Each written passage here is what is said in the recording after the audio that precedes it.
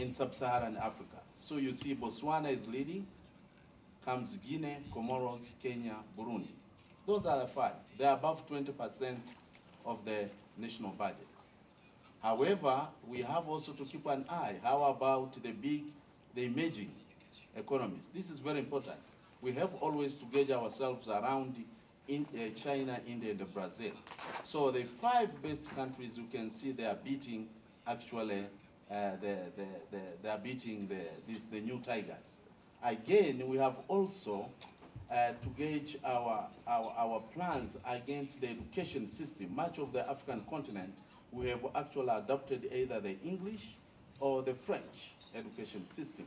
And you can see their expenditures. So the 5 countries are doing better.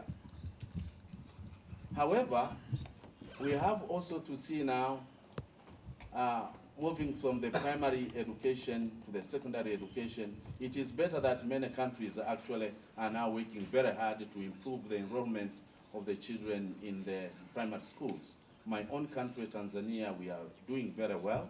At least over 95% of the children at the age of going to school, they are going to school. This is a very, very big achievement.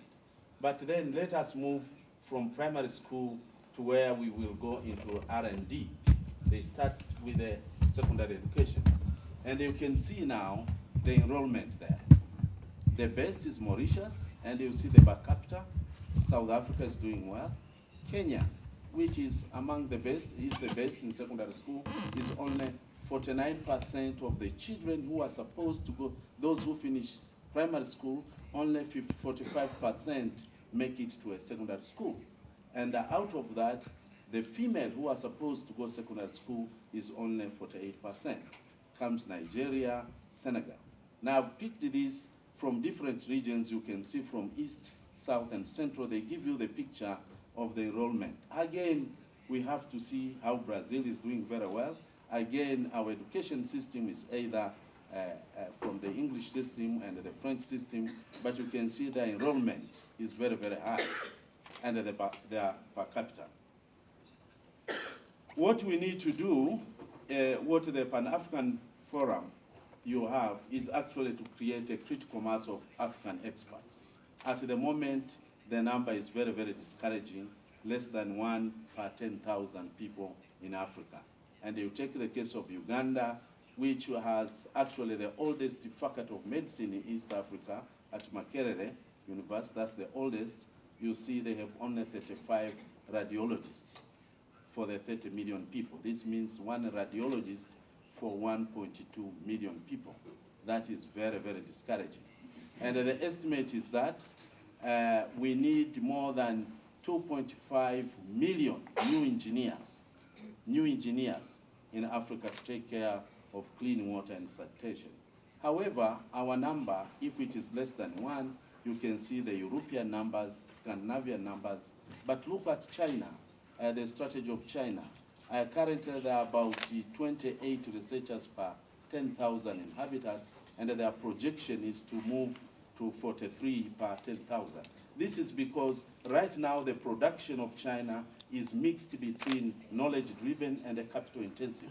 So about the science and technology is accounting about 40 to 45% of their production systems, but they are planning that by 2020 they want their production to be driven by knowledge, by much more by technology, actually to match up Europe, coming to about 75%. So what this forum, which you are launching here, our request to you is that we need heavy investment in the education sector. So I hope, as you said, the parliaments are changing through time. We are not going to continue producing more statements, more documents, more declarations. I think now we need to implement. So heavy investment in education, and this has to be quality education. It must not be just simple education. I remember during my times when I was doing secondary school, even in my primary school, in my hometown, we had a laboratory in primary school. And when I went to secondary school, we had 3 laboratories, one for physics, chemistry, and biology. I was very fortunate. But that was not unique to Tanzania in the 60s and 70s. It was almost everywhere, even in the rural areas, you could find secondary schools with the labs, but that is not the situation now. Even in big cities, you have schools actually which do not have laboratories. So it is completely a nightmare, and we are naive that we can catch up if we don't put the dossier of science at that level. So the funding has to come from the government, the private sector, and the foundations. Now, if you can see the world of today, we are not so competitive, but the 21st century economy tells us that if you want to prosper, you must have knowledge, you must have technology, you must have innovation. Now, because of that, that is why Africa is not doing well, and we have evidence here that if you take the production and knowledge in learned journals, the G20 currently is actually accounting for 90% of the knowledge, and the rest of the world 20%.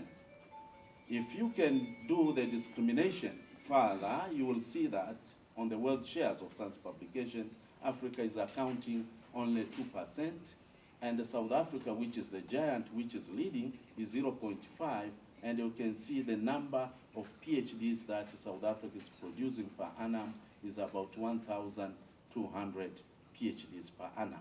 That is the best country producing the biggest number in sub-Saharan Africa of PhD. And to be frank with you, research begins at a PhD level. There is nothing which is done we can call serious research at bachelor's or at master's level. Those are just things maybe for routine exercise.